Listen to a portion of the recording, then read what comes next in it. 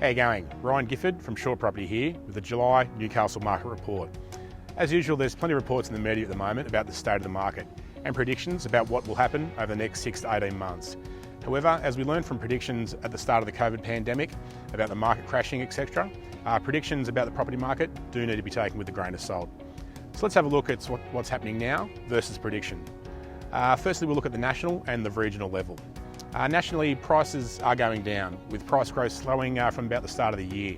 But they really started to decline pretty much since the interest rates started to rise. National property prices have fallen 0.5% from their peak in March this year.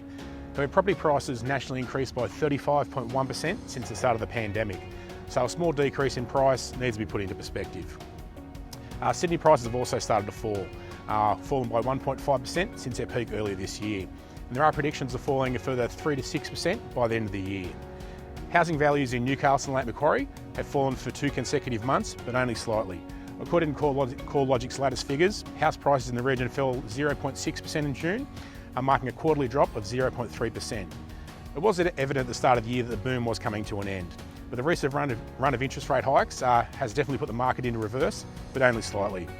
The reason rate hikes put downward pressure on prices is because buyers now have less borrowing capacity, meaning they can spend less on houses.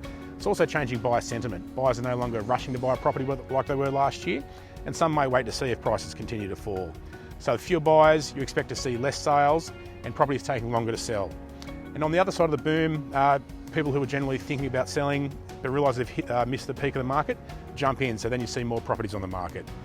We can definitely see this in the graphs on the screen now. Less sales, taking longer to sell, more properties on the market. So the moral of the story is, don't hit the panic button. If prices flatten out or even go slightly backwards, it's not the end of the world, considering the median house price in Newcastle increased by over 30% since the start of the pandemic.